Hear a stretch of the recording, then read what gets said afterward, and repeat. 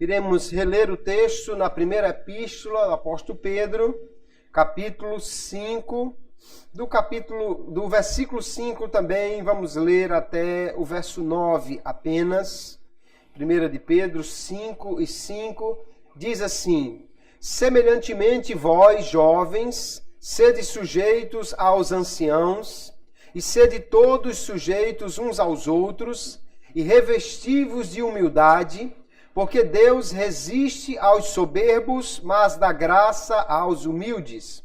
Humilhai-vos, pois, debaixo da potente mão de Deus, para que a seu tempo vos exalte, lançando sobre ele toda a vossa ansiedade, porque ele tem cuidado de vós. Sede sóbrios, vigiai, porque o diabo, vosso adversário, anda em derredor, bramando como leão, buscando a quem possa tragar, ao qual resisti firmes na fé, sabendo que as mesmas aflições se cumprem entre os vossos irmãos no mundo. Amém. E graças a Deus por sua palavra que temos lido.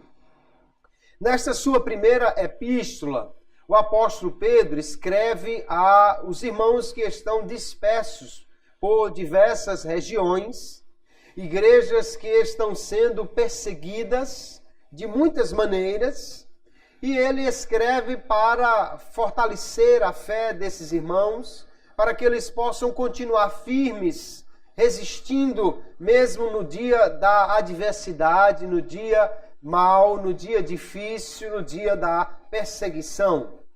Nós, queridos irmãos, podemos não enfrentar hoje, aqui na nossa igreja, na nossa cidade, o mesmo tipo de perseguição que eles estavam enfrentando ali. Porém, a igreja do Senhor sempre será perseguida. Nós temos um adversário frequente que não deixa de perseguir a igreja.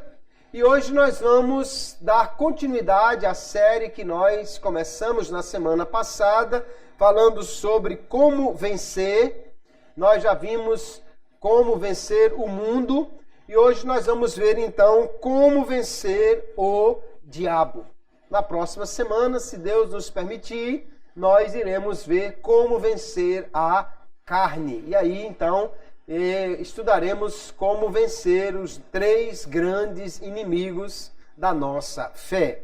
Quando nós vamos falar daqui do inimigo de nossas almas, nós vamos ver que a Bíblia Sagrada, em muitos dos seus textos, nos fala acerca daquele que é o grande inimigo, o grande perseguidor, o grande acusador da igreja. Pedro aqui, quando vai falar aos irmãos para que fiquem firmes na fé, dentre as perseguições que eles sofriam da parte dos homens, ele também vai incluir aqui, com certeza, a fonte principal de todas essas perseguições, o nosso adversário. No verso 8 que nós lemos, ele diz que o diabo, nosso adversário, anda em derredor, bramando como leão, buscando a quem possa tragar. Vamos dar um tempo, então, aqui para nós conhecermos um pouco mais sobre esse inimigo e as suas artimanhas e como nós somos vencedores sobre todas as suas astúcias contra nós. Nós podemos começar vendo o que a palavra de Deus nos diz acerca deste ser aí que é o diabo. A palavra diabo vem do grego, que significa acusador, porque a sua principal função realmente é de acusar os santos, de estar procurando defeitos, falhas para estar acusando, a fim de encontrar um espaço ou até mesmo uma permissão de Deus para agir contra os santos, os servos de Deus. Mas nós vamos encontrar na Bíblia também outros nomes para designar este adversário, como Satanás, que vem do hebraico e significa adversário. dragão, serpente. Dragão fala do seu poder, serpente fala da sua astúcia. Também ele é conhecido como Lúcifer, era o nome que ele tinha antes da sua queda, que vem do latim, significa a estrela da manhã. Também a Bíblia fala, pelo menos por inferência desse inimigo, como Belial. No Apocalipse ele é chamado também de Abaddon ou Apolion, do hebraico e grego, respectivamente, que significam destruidor. Veja que todos os nomes empregados aí na Bíblia Sagrada para descrever ou para falar do adversário falam realmente de coisas ruins, terríveis, porque esta é a sua obra e a sua função. Nós vamos ver em Apocalipse capítulo 12, verso 9, está aí alguns dos nomes pelos quais ele é conhecido. Diz: e foi precipitado o grande dragão, a antiga serpente, chamada o diabo e Satanás, que engana todo o mundo. Ele foi precipitado na terra e os seus anjos foram lançados com ele. Então aí no texto de Apocalipse ele é chamado de dragão, serpente, diabo, Satanás. E somos informados também que há um conjunto de anjos, ou de mensageiros seus, que o seguiram na sua rebelião e que o acompanham. Nós vamos encontrar o Senhor Jesus se referindo a este ser, demais escritores da Bíblia falando desse ser muitas vezes. Por causa da sua obra e da sua natureza que são más, o inimigo é chamado de maligno. 1 de João 5 e 18. É chamado de tentador quando ele foi tentar Jesus lá no deserto, por exemplo. Ele é chamado de Beuzebu, que é uma palavra grega que faz referência a uma palavra no hebraico, Baal-Zebub, que significa Senhor das moscas. Fala da sua sujeira, da sua imundície. Ele é chamado também, como nós já lemos em 1 de Pedro 5 e 8, de adversário. Jesus, o nosso Senhor, referiu-se a esse ser, chamando-o de príncipe deste mundo, chamando-o de pai da mentira e chamando-o de inimigo. Nós vamos ver então aí que ele é, por todos esses títulos, alguém que se opõe a Deus, a sua obra, alguém do mal, alguém maligno e que quer apenas fazer aquilo que prejudica as pessoas, principalmente os santos de Deus e a obra de Deus. Nós vamos ver ainda que o que a Bíblia nos informa acerca do inimigo é, primeiro, que ele é um ser criado. A Bíblia não fala de um poder do bem e um poder do mal que são eternos e equivalentes, de forma alguma. Deus é eterno, todo-poderoso. Todos os outros seres que existem no céu e na terra, obviamente quando eu digo Deus, falo de Deus Pai, Filho e Espírito Santo. Todos os outros seres foram criados. Então o inimigo não é um ser ultrapoderoso com poder iguais a Deus, muito pelo contrário, ele é um ser criado. É um ser pessoal, ou seja, não é apenas uma força impessoal, não é apenas um tipo de sentimento mal que existe por aí. Ele é também sobre-humano, ou seja, ele é mais forte, mais poderoso do que os homens. E ele é um espírito sem forma corpórea definida. As pessoas, quando falam do inimigo, às vezes lembram de uma figura vermelha com uma aparência de homem, com chifres, um rabo com ponta, um tridente na mão, ou alguma coisa parecida. Obviamente isso é apenas uma figura da crendice popular. O inimigo não tem um corpo humano, ele é um espírito. Mas a palavra vai nos mostrar que, assim como acontecem também com os anjos bons, ele pode aparecer, ele pode mostrar-se aos homens numa forma humana a fim de enganá-los ou de tentar estabelecer um contato com os seres humanos. Então ele é um ser criado, é um ser que não tem nem de longe o poder que Deus tem, embora tenha mais força do que um homem. Nós vamos ver também que ele é uma criatura angelical, ou seja, faz parte das hostes de anjos, arcanjos, querubins, serafins que Deus criou. Ele habitava no céu juntamente com os demais seres angelicais. Foi criado antes da criação do homem. Porém, num tempo aí entre a criação de todas as coisas e a criação do homem, esse ser angelical rebelou-se contra Deus. Em sua rebelião, ele queria tomar um lugar semelhante ou acima ao de Deus e assim tornou-se adversário do nosso Criador e do seu povo. Nós vamos encontrar dois textos, a profecia de Isaías capítulo 14 e de Ezequiel capítulo 28, que aplicam-se a ele. Embora tem gente que discorde disso, porque a profecia fala diretamente a um rei de Tiro, por exemplo, a profecia de Ezequiel. Mas nós vamos ver que a profecia ela vai falar sobre um príncipe de Tiro e um rei de Tiro que estaria acima dele. O que as duas profecias vão descrever, e nós vamos analisá-las, fala de coisas que estão muito além de qualquer soberano terreno, muito além de qualquer dos reis da terra que poderiam ter ou participar.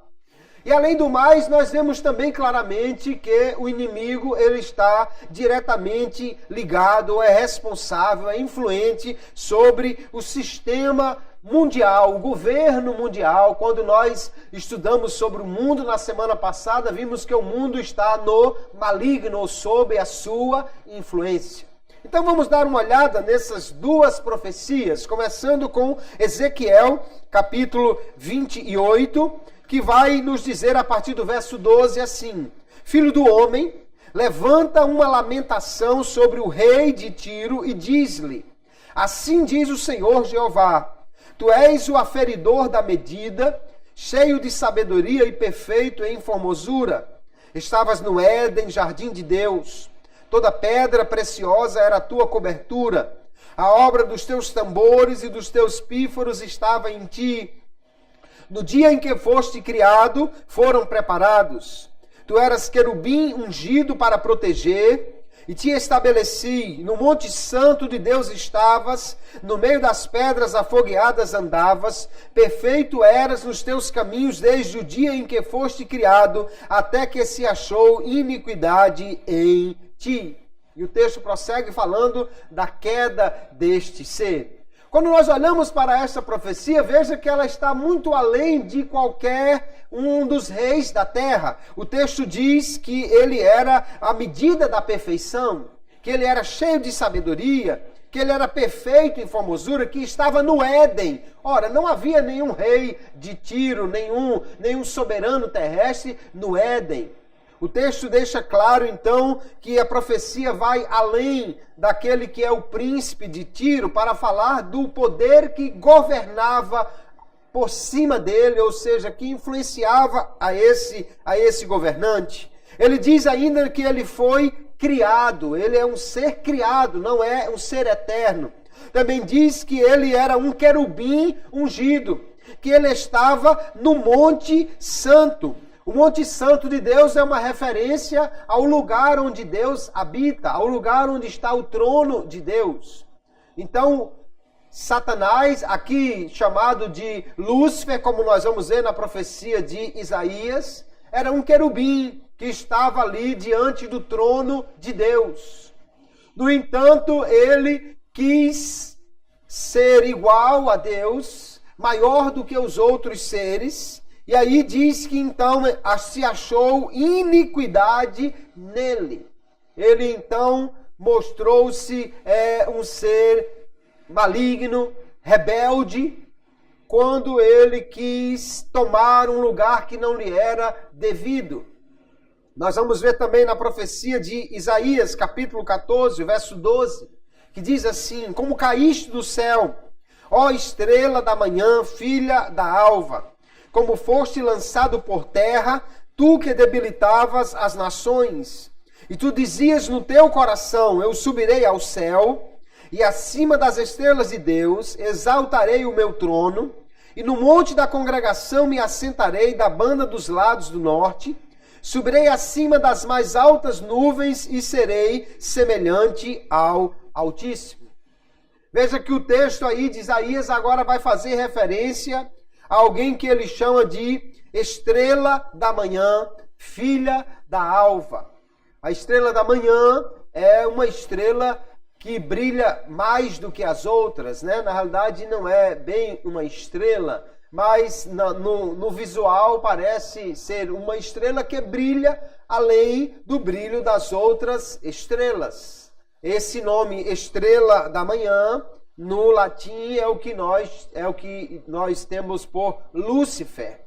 Diz o texto aqui que ele queria no seu coração subir ao céu acima das estrelas de Deus. Acima das estrelas aqui não fala dos astros, dos planetas, porque ele já estava num lugar muito acima desses astros que nós observamos aqui no firmamento.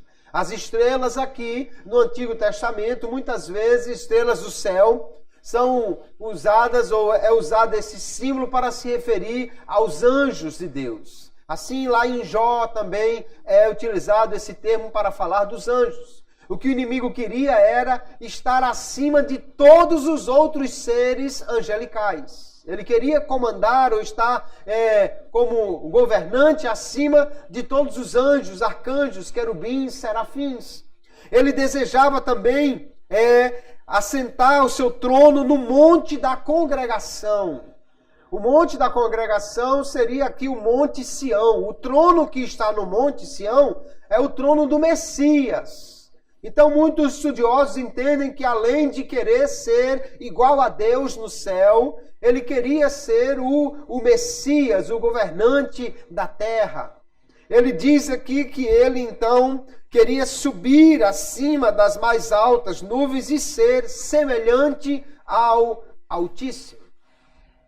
Então, o desejo de Satanás, em sua soberba, em seu orgulho, era ser o maior de todos os seres do céu, semelhante a Deus. Obviamente, isso é um orgulho desmedido, é uma soberba enorme. Por quê? Ora, um ser criado, finito, com poder limitado, jamais poderia sequer sonhar em ser semelhante ao Criador de todas as coisas.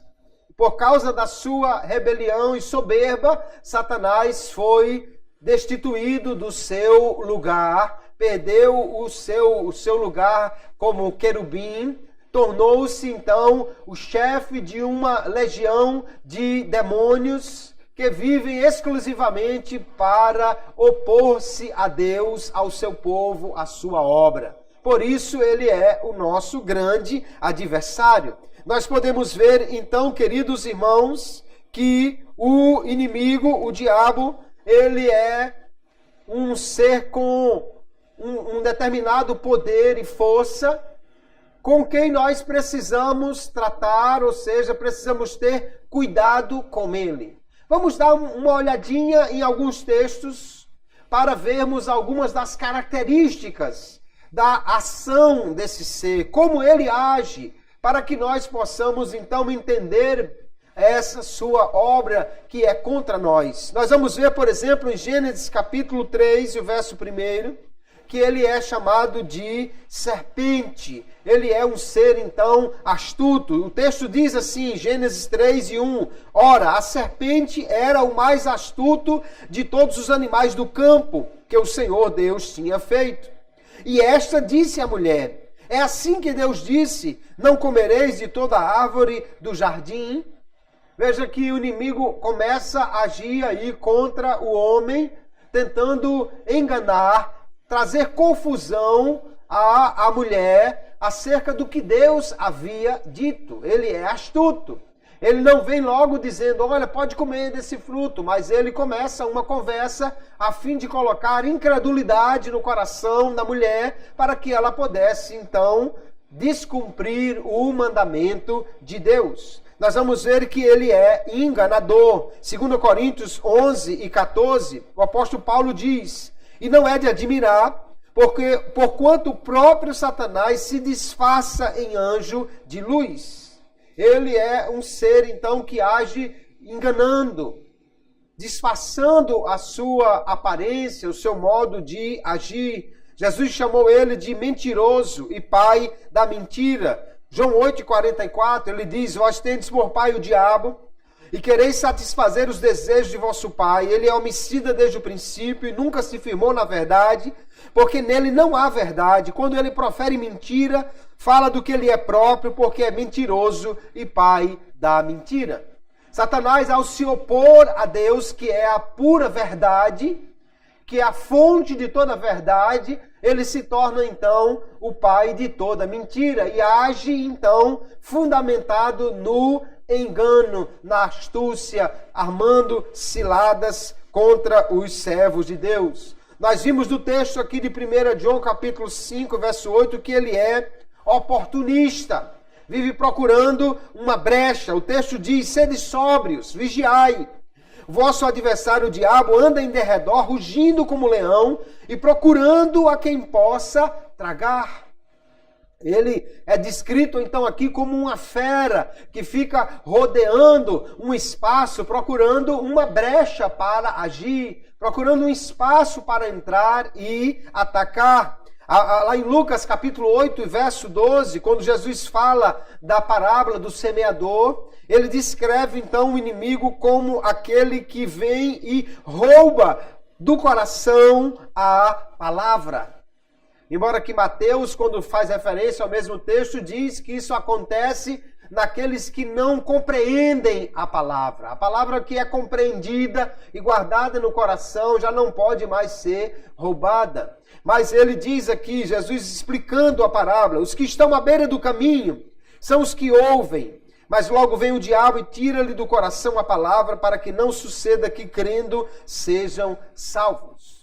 Veja então que o inimigo, ele é astuto. Ele sabe exatamente onde agir, ele age exatamente para impedir a obra de Deus no coração dos homens. Ele é tentador.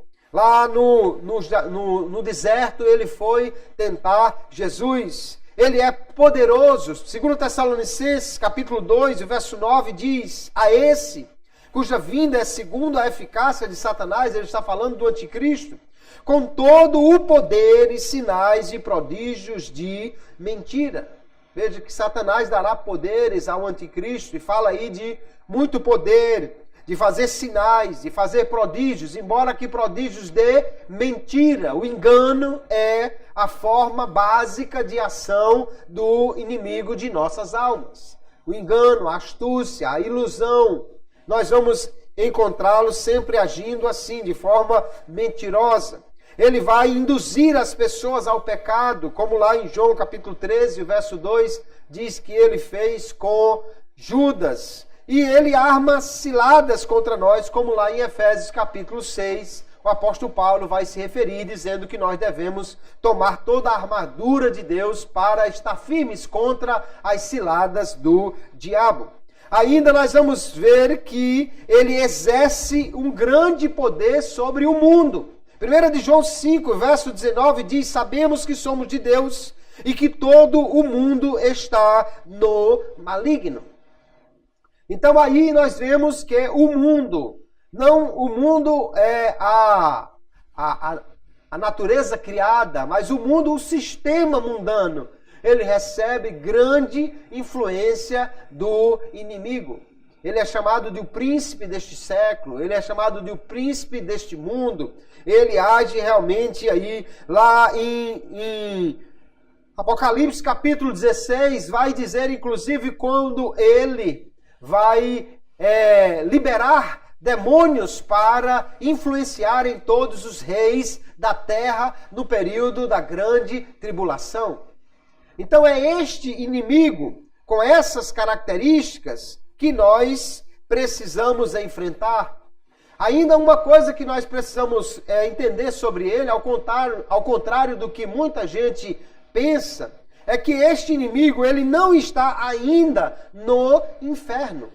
O inferno não é a casa de Satanás, não é o lugar onde ele manda, ele não tem esse lugar. Não é um lugar onde ele se assenta num trono como rei de forma alguma. O inferno é a masmorra de Deus, é a prisão de Deus. E um lugar de punição para todos os seres rebeldes, inclusive o diabo. Lá em Jó, capítulo 1, verso 7, no entanto, ele fala do seu local de atuação. Onde é que o inimigo age? E aí, quando Deus pergunta, de onde vem Satanás? E ele diz, de rodear a terra e passear por ela. Ou seja, ele não estava no inferno, ele não disse, eu venho lá do meu inferno, eu venho lá do lugar dos mortos. Não, ele está aqui na terra, porque o seu intuito é tentar os homens. Nós vamos encontrar também lá em Apocalipse, capítulo 2, verso 13, quando o Senhor está escrevendo uma das suas cartas, e ele diz, eu sei as tuas obras, e onde habitas, que é onde está o trono de Satanás. E retens o meu nome, não negaste a minha fé, ainda nos dias de Antipas, minha fiel testemunha, o qual foi morto entre vós, onde Satanás habita. Ele está falando aqui da região da Ásia, uma região onde hoje mais ou menos está a Turquia. Ou seja, ele está falando da terra. Ele está falando que lá tem o trono de Satanás e é onde ele habita, porque ali havia lugar para ele. As pessoas estavam prontas a fazer a sua vontade. Então o inimigo não está no inferno.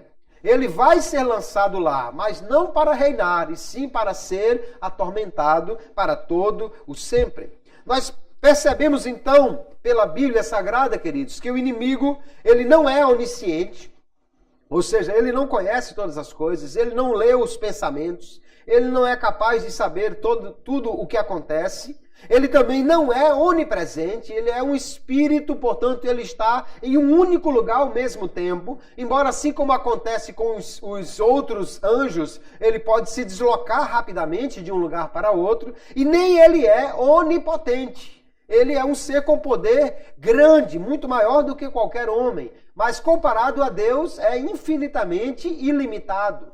Deus é um ser todo-poderoso. O inimigo é apenas um ser espiritual que tem grande força. Nós vamos encontrar, no entanto, uma ação do adversário em toda a terra, não porque ele seja onipresente, mas porque existem muitos demônios ao seu serviço. Então ele depende desses seus agentes para tentar e também para controlar os homens. Nós vamos encontrar muitas vezes na Bíblia, nos evangelhos, por exemplo, pessoas que estão sendo influenciadas e até mesmo que estão sendo controladas, possessas pelos demônios. É a forma como o diabo age de uma maneira muito intensa em toda a terra. Não é que ele esteja em todos esses lugares, mas os seus agentes estão a seu serviço fazendo esta obra de oposição a Deus. Ele não é onisciente. Ele não sabe o que nós estamos pensando. Agora, ele é um ser inteligente. Você olha, por exemplo, os homens. Os homens são capazes de estudar os hipopótamos, os jacarés, os macacos, as formigas. E de acordo com as muitas horas de observação, eles são capazes, os homens, de dizer como é que eles estão agindo, o que é que eles estão pensando, o que é que eles estão fazendo. Agora imagine um ser de grande poder e inteligência que observa os homens há milhares de anos, como ele é capaz de identificar num olhar, num gesto, o que a pessoa está pensando ou como ela está sendo ou não influenciada por alguma coisa que ele está fazendo. Os homens são capazes de identificar sinais e saber se alguém está falando a verdade, mentindo, se alguém está triste ou alegre. Imagine alguém que já observa o ser humano há milhares de anos. Então ele é um ser realmente astuto. No entanto, nós vamos ver pela palavra de Deus que ele foi condenado por causa da sua rebelião, por causa da sua soberba de querer ser semelhante a Deus. E Paulo fala lá em 1 Timóteo 3:6, quando recomenda que ao ser alguém consagrado para o ministério, ele diz que não seja neófito, ou seja, que não seja novo na fé, e ele explica o motivo disso, para que, ensoberbecendo-se, não caia na condenação do diabo. Ou seja, o que levou o inimigo a ser condenado, o que levou a se rebelar contra Deus foi exatamente a sua soberba, o seu orgulho. Nós vamos ver que no período da grande tribulação, a igreja será tirada da terra. Então, essa obra de contenção do mal que o Espírito Santo age aqui na terra, que ele tem aqui na terra, especialmente através da igreja, ele cessará esse ministério aqui. Então o inimigo terá amplos poderes durante este período. Apocalipse capítulo 13 vai falar sobre isso e diz no verso 4 e 5: e adoraram o dragão, que deu à besta o seu poder, e adoraram a besta, dizendo: quem é semelhante à besta? Quem pode batalhar contra ela? E foi-lhe dada uma boca para proferir grandes coisas e blasfêmias, e deu-se-lhe poder para continuar por 42 meses. 2 anos, ou seja, 3 anos e meio. É um momento realmente que o inimigo recebe grande poder. Deixa eu tomar aqui uma aguinha.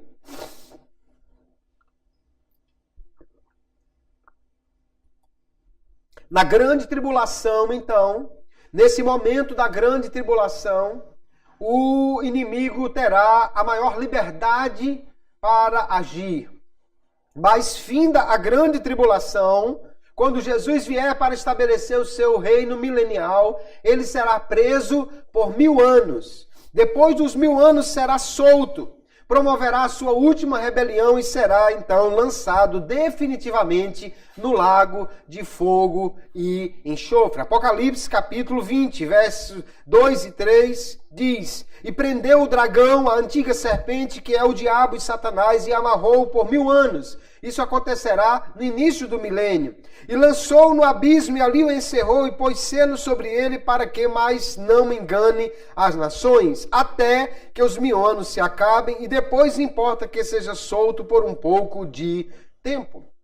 Mas no verso 10 do mesmo capítulo 20 de Apocalipse diz: e o diabo que os enganava foi lançado no lago de fogo e enxofre, onde está a besta e o falso profeta, e de dia e de noite serão atormentados para todo o sempre. Veja que aqui não há um espaço para ninguém pensar que Satanás está no inferno mandando, controlando, dando gargalhada e espetando o povo com garfo, de maneira nenhuma. Ele, quando for para lá, será para ele ser atormentado e punido por sua rebelião. Nós vemos então essas informações aí acerca do inimigo. Como precisamos estar preparados, conhecer isto para sabermos com quem nós estamos lutando. E como nós podemos vencer esta batalha? Como nós obteremos vitória sobre o inimigo, sobre o diabo? Em primeiro lugar, nós precisamos entender que Jesus, quando ele morreu na cruz, ele ali venceu o diabo. O inimigo foi vencido na cruz do Calvário. E agora, então, todos os que creem em Jesus são participantes desta vitória.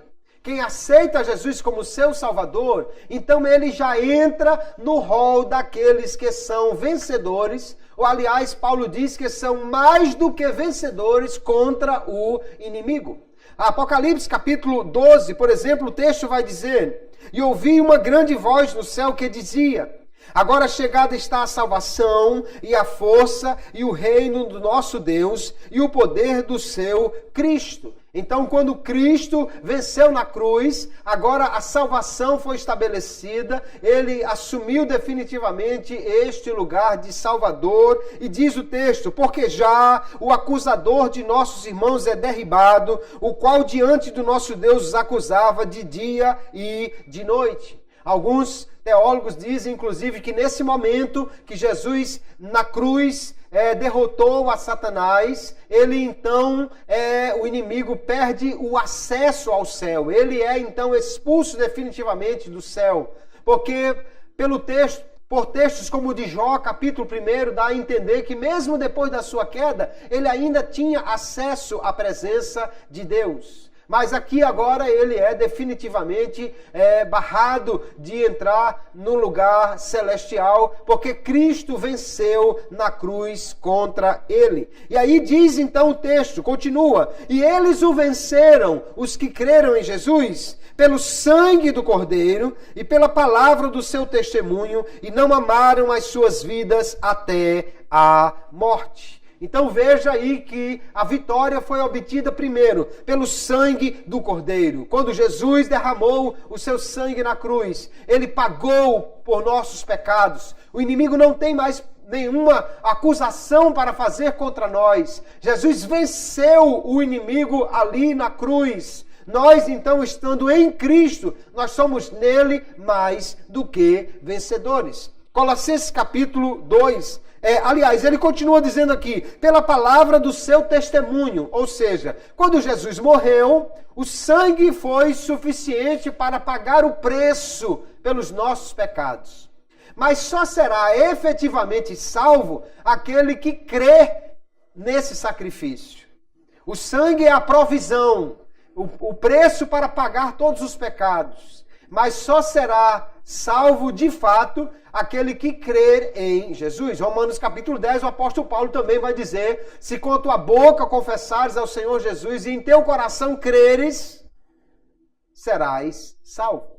Então, o sangue pagou a culpa, mas o testemunho da fé em Jesus é que faz com que alguém obtenha esta salvação. E ele diz até que eles não amaram as suas vidas até a morte, ou seja, foram fiéis até a morte. Colossenses capítulo 2, um texto muito interessante. Paulo vai dizer a obra que Jesus realizou na cruz.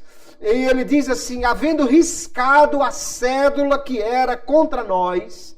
O termo riscado aqui seria melhor traduzido por havendo pintado, coberto totalmente de tinta, de forma que ninguém pudesse mais ler o que estava ali. Ele diz, havendo riscado a célula que era contra nós nas suas ordenanças, a qual de alguma maneira nos era contrária, e atirou do meio de nós, cravando-a na cruz, e despojando os principados e potestades, os expôs publicamente e deles triunfou em si mesmo. Veja que na cruz, Jesus pagou o preço por nós, então a cédula que era contra nós foi cravada ali e anulada, não há mais condenação. E diz o texto que ele triunfou contra os principados e potestades. Na cruz, Jesus venceu o diabo e todos os seus demônios. Na cruz, ele triunfou contra eles. E publicamente expôs essa sua vitória, porque ele, ao ressuscitar, aparece aos discípulos e declara, todo o poder foi me dado nos céus e na terra. Aleluia. Ele é vencedor, é vitorioso. Aleluia. E nós, então, precisamos entender que ele já venceu Satanás. Satanás não é um ser que talvez um dia seja vencido. Não, ele já foi vencido na cruz. E nós podemos obter esta vitória sobre ele também ao estarmos em Cristo pela fé nele. Então, o texto é muito claro aqui. Hebreus capítulo 2, e o verso 14, ainda o escritor desta epístola vai dizer, e visto como os filhos participam da carne e do sangue, também ele, Jesus, participou das mesmas coisas, para que pela morte aniquilasse o que tinha o império da morte, isto é, o diabo. Então está claríssimo que Jesus, ao morrer na cruz, ele aniquilou o diabo. Cumpriu-se ali a profecia de Gênesis 3 e 15, que o descendente da mulher esmagaria a cabeça de Satanás. Ou seja, ele foi definitivamente vencido na cruz. Ali ele foi derrotado. E porque ele continua ainda agindo por permissão de Deus. No entanto, nós podemos já ser vencedores contra ele, sabendo que estando em Cristo nós somos participantes da sua vitória. Aquele que não considera que a própria vida, ou que considera que a própria vida não é maior do que a fidelidade, ou seja, que tem a fé e a fidelidade a Cristo maior até do que a sua própria vida, não só no sentido de perder a vida por Jesus, mas no sentido também de não querer aproveitar a vida, e sim ter a fé em Jesus e a fidelidade a Ele, esse obtém a vitória contra o inimigo. Nós vamos ver Marcos capítulo 8, verso 35. Jesus referindo-se ali sobre perder a vida por amor a Ele. Várias vezes ele vai falar a mesma coisa. E aqui o texto diz, porque qualquer que quiser salvar a sua vida, perdê-la-á. Mas qualquer que perder a sua vida por amor de mim e do Evangelho, esse a salvará. Perder aqui não significa apenas morrer, mas deixar que a sua vida esteja nas mãos de Cristo, a serviço dele, para a glória dele. Alguém diz por aí que você que é crente, que eu que sou crente em Jesus, tá perdendo a sua vida, tá deixando de aproveitar a sua vida, mas o que Jesus disse é, aquele que perder a sua vida assim, esse é que a salvará. Aquele que, no entanto, quiser aproveitar a vida, vai terminar perdendo a vida eterna, principalmente. O apóstolo Paulo, ele dá testemunho, Atos capítulo 20, o verso 24, que já fez isto aqui, que o texto de Apocalipse 12 já relatou, ele diz, mas em nada tenho a minha vida por preciosa, contanto que cumpra com alegria a minha carreira e o ministério que recebi do Senhor Jesus para dar testemunho do Evangelho da graça de Deus. Ele então aqui está em Cristo pela fé, ele está aqui tendo, aleluia, o testemunho de Jesus na sua boca e ele está aqui amando mais a fidelidade do que a própria vida. Nós vemos então, queridos irmãos, que na cruz o inimigo foi julgado, foi condenado e foi vencido. É uma questão de tempo apenas para que ele seja punido definitivamente quando ele será lançado no lago de fogo e enxofre.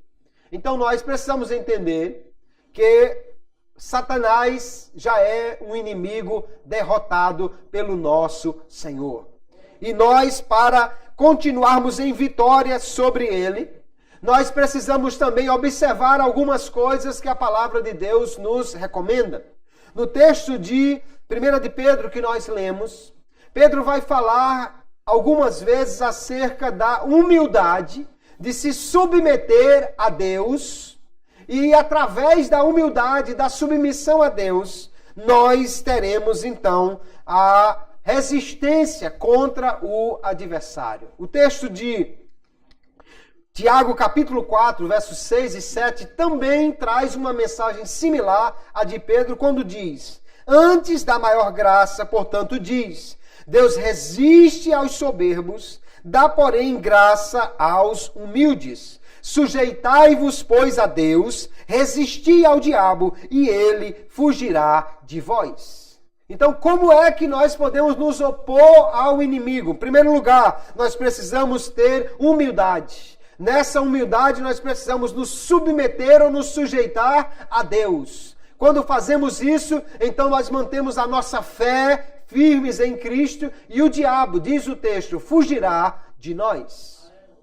Porque nós podemos resisti-lo sim, quando mantemos firmes essa fé que Jesus já venceu por nós e quando nos submetemos a Deus. Porque quando alguém não se submete a Deus, quando alguém é orgulhoso e não humilde, ele está, na realidade, mais parecido com o inimigo do que com Jesus. Ele está agindo de acordo com o padrão de ação do inimigo, que é o primeiro orgulhoso da história, do que com Jesus, que disse que é humilde e manso. Nós já lemos aqui o texto de Pedro capítulo 5, mas vale a pena reler, do verso 6 a 9, que diz, humilhai-vos, pois, debaixo da potente mão de Deus, para que a seu tempo vos exalte, Então, se humilhando diante de Deus, submetendo-se a Ele, para que no tempo dele Ele faça, nós teremos vitória. Lançando sobre Ele toda a vossa ansiedade, porque Ele tem cuidado de vós. Ele diz, sede sóbrios, vigiai, porque o diabo, vosso adversário, anda em derredor, bramando como leão, buscando a quem possa tragar.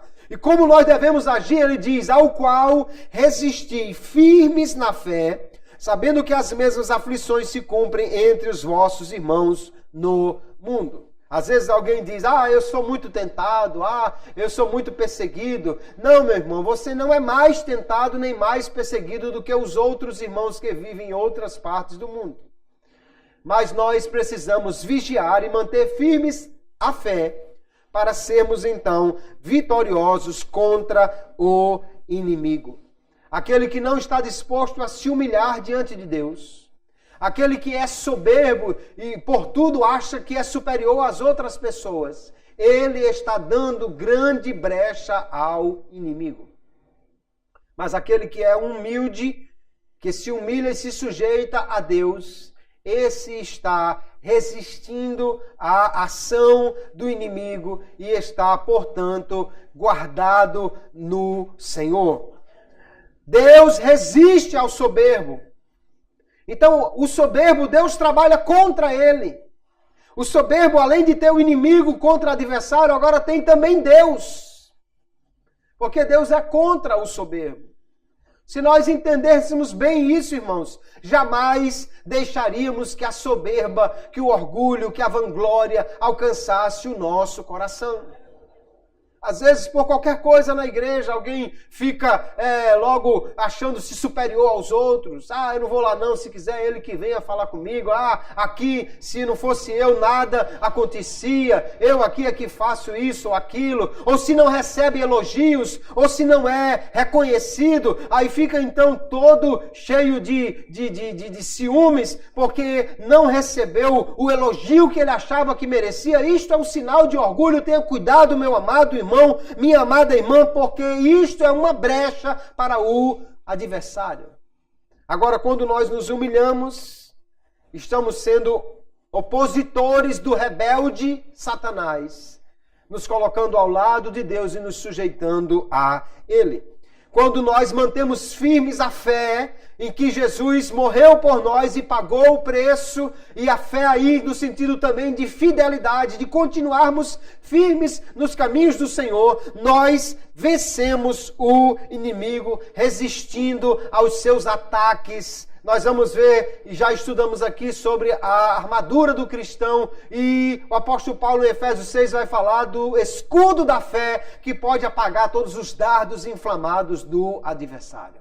Manter a fé firme, a crença firme, que Jesus venceu por nós, que Ele está conosco, que Ele está cuidando de nós, é fundamental para sermos vitoriosos contra os ataques do adversário. Jesus já havia ordenado que nós fôssemos assim, humildes, firmes na fé nele. Veja Mateus capítulo 11, verso 29. Tomai sobre vós o meu jugo. Ele está dizendo, submeta-se a mim. Aprendei de mim que sou manso e humilde de coração. Ele está dizendo, seja humilde como eu sou. E encontrareis descanso para as vossas almas. Aquele que se sujeita e se humilha, então encontrará descanso, porque estará seguro nos braços do Senhor. Nós devemos então vigiar e não dar oportunidade ao inimigo para encontrar uma brecha contra nós. Efésios capítulo 4, verso 27, o apóstolo Paulo diz, não deis lugar ao diabo. Nós precisamos vigiar a nossa vida, queridos irmãos.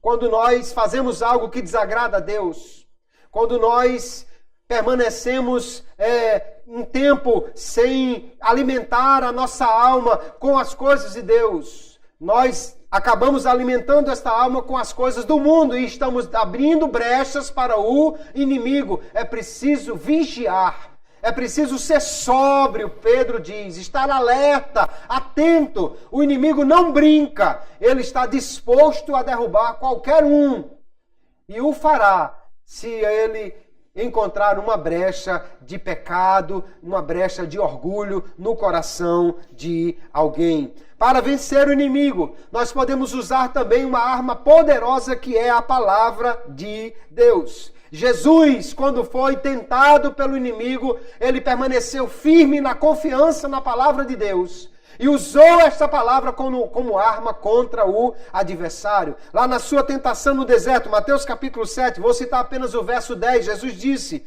então disse-lhe Jesus, vai-te, Satanás, porque está escrito, ao Senhor teu Deus adorarás e só a Ele servirás.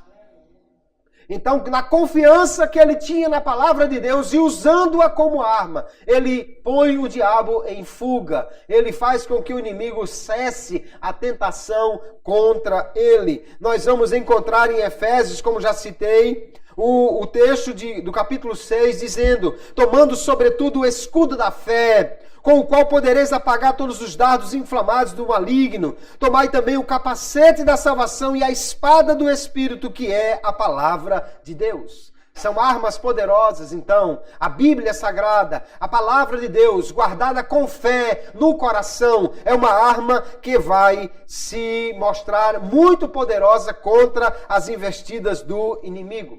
Nós devemos, queridos, avaliar a nós mesmos constantemente, para saber como está a nossa fé, como está a nossa caminhada espiritual, como está a nossa comunhão com Deus. Se olhamos para nós mesmos e encontramos ali pecados, erros, nós devemos confessar estes pecados, pedir perdão para não deixar brecha para o inimigo. E devemos também perdoar aquele que nos ofende, porque a palavra de Deus diz que aquele que não perdoa também não será perdoado. Vamos ver o texto aqui, 2 Coríntios capítulo 13, verso 5, Paulo manda nos avaliarmos quando ele diz: examinai-vos a vós mesmos, se permaneceis na fé, provai-vos a vós mesmos, ou não sabeis quanto a vós mesmos que Jesus Cristo está em vós, se não é que já estáis reprovados. Se nós estamos em Cristo, nós estamos em vitória, mas se alguém se afasta de Cristo, aí já está em grande perigo.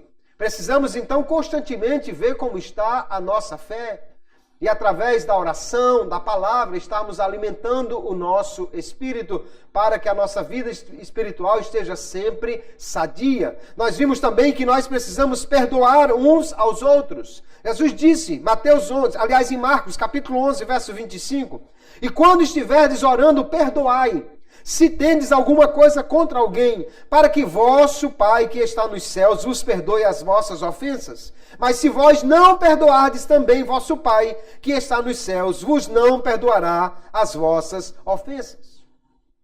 Então veja que para obter perdão também é preciso dar perdão. Alguém que não quer perdoar, alguém que teima em não oferecer perdão, está abrindo uma brecha para o inimigo. O diabo então irá acusá-lo e irá exigir de Deus que não perdoe essa pessoa. Por quê? Porque ela não perdoando, a palavra de Deus é que diz que o Pai não a perdoará. É uma brecha contra o inimigo que nós precisamos fechar em todo tempo. Olhe o seu coração. Se há algum rancor, alguma mágoa, algo não perdoado, ofereça perdão a esta pessoa, perdoe essa pessoa. Do contrário, você abrirá uma brecha contra o inimigo, porque é a palavra de Deus que diz que nós não seremos perdoados se não perdoarmos. Nós podemos viver em vitória contra o inimigo. Nós precisamos estar alertas, então, queridos. Para andar em vitória, precisamos andar atentos, vigiando contra as ciladas do adversário. Já lemos Efésios capítulo 6, o verso 11 diz: revesti-vos de toda a armadura de Deus, para que possais estar firmes contra as astutas ciladas do diabo. Alguém pensa que o diabo faz as pessoas caírem, que ele tem o poder de fazer alguém pecar? De forma alguma. O máximo que ele pode fazer é tentar. Assim como um pescador não tem o poder de fazer o peixe morder a isca. O que ele vai fazer é colocar uma isca e tentar chamar a atenção do peixe. Se ele morder, está fisgado. Mas se ele não morder, não há nada que o pescador possa fazer. Ele não tem o poder de controlar a mente do peixe, nem de fazê-lo morder a isca. Da mesma forma, o inimigo não pode fazer você nem eu pecarmos. Mas ele vai atrair-nos, ele vai tentar-nos. mas nós podemos resistir às suas ciladas, mantendo-nos firmes na fé e usando aí a palavra de Deus, a fé e todas as outras coisas nesse relacionamento com Deus que compõe a nossa armadura. Nós também podemos pedir a Deus livramento contra as ciladas, contra as ações do inimigo. Jesus nos ensinou a orar assim, dizendo: não nos induzas à tentação, mas livra-nos do mal, porque teu é o reino, o poder e a glória para sempre. Amém. Nós podemos orar assim. Jesus orou também por seus discípulos, pedindo que o Pai os guardasse, os protegesse. Mas nós não devemos viver com medo do inimigo.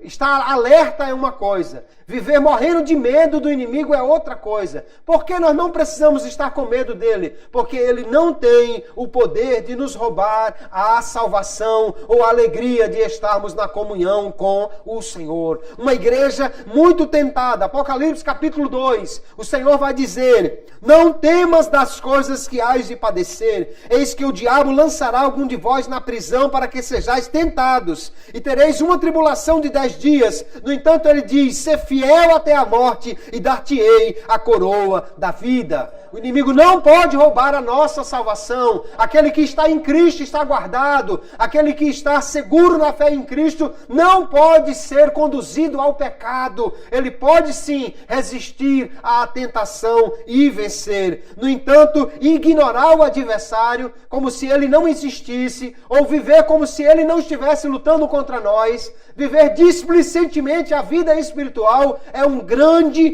perigo, e alguém pode, vivendo assim, cair na armadilha do adversário. O apóstolo Paulo, escrevendo a segunda epístola aos Coríntios, capítulo 2, verso 10 e 11, ele diz: e a quem perdoardes alguma coisa também, porque o que eu também perdoei, se é que tenho perdoado, por amor de vós o fiz na presença de Cristo. Porque ele disse que perdoou, porque ele já conhece aquilo que nós lemos de Marcos. E ele diz: para que não sejamos vencidos por Satanás, porque não ignoramos os seus ardis. Paulo está atento sobre o tipo de ação do adversário. Ele sabe de que forma o inimigo age. Ele está bem consciente da atuação do inimigo. Por isso ele diz: eu preciso fazer o que é necessário para não ser vencido por ele. E é exatamente cumprir a palavra de Deus na nossa vida e nos mantermos fiéis a Ele. Glória a Jesus. Para vencer o diabo, então, precisamos estar unidos àquele que o derrotou na cruz. Jesus venceu o inimigo. Aquele que está em Cristo é mais do que vencedor. Nós devemos também vigiar o nosso coração, a fim de evitar que o inimigo nos contamine, especialmente com o orgulho, o seu mais poderoso veneno. O escritor britânico C.S. Lewis dizia que o orgulho é o ninho no qual todos os outros pecados são chocados. O orgulho dá ênfase a qualquer outro pecado.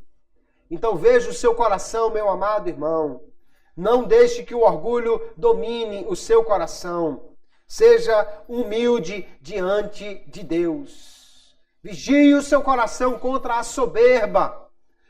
Humilhe-se, que é melhor, porque do contrário, se o inimigo conseguir inocular em qualquer um o vírus ou o veneno do orgulho, ele irá cair, porque a Bíblia diz que o orgulho precede a queda. Mas aquele que é humilde e se humilha debaixo da potente mão de Deus, Pedro diz, esse aí está em vitória contra o inimigo, pode vencer o adversário. Nós devemos então manter a fé no Senhor e na sua palavra, que nos mostra que nós somos vencedores nele, mas que estamos lutando a cada dia. Não se engane. Este mundo não é um parque de brinquedo. O mundo não é um lugar de lazer. Para o cristão, o mundo é um campo de batalha. O inimigo está todos os dias procurando nos derrubar. Mas nós poderemos vencê-lo cada dia, confiando na palavra do Senhor, alimentando a nossa fé, vigiando e estando debaixo da potente mão de Deus. Que Deus nos ajude.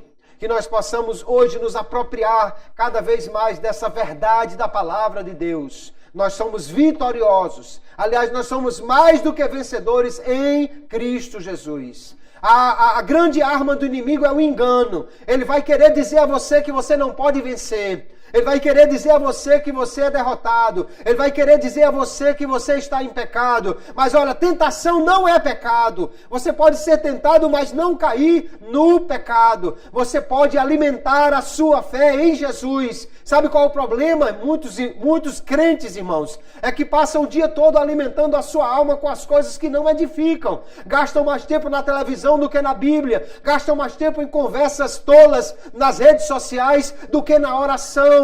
Não tem prazer de estar na casa do Senhor e aprender da sua palavra. Se você alimentar o seu corpo somente com coisas que não edificam, com coisas que não alimentam, seu corpo ficará fraco.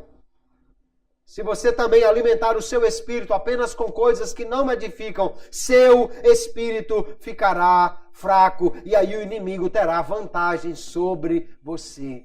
Vamos manter a nossa vida em comunhão com Deus e alimentarmos diariamente o nosso espírito na palavra, na oração, no estudo da Bíblia, para que nós possamos cada dia caminhar em vitória contra o nosso inimigo, porque ele já foi derrotado na cruz e um dia definitivamente será lançado no lago de fogo e de enxofre, enquanto nós, os crentes que permanecerem fiéis, estaremos gozando com o Senhor para todo sempre daquilo que Ele tem preparado para nós. Vale a pena permanecer firme na fé. Vale a pena continuar ao lado de Jesus. Vale a pena até sofrer perseguição, calúnia, alguma injúria de alguém. Vale a pena, porque em Cristo nós somos vencedores contra todos os nossos adversários. Que Deus abençoe a todos em nome de Jesus. Amém.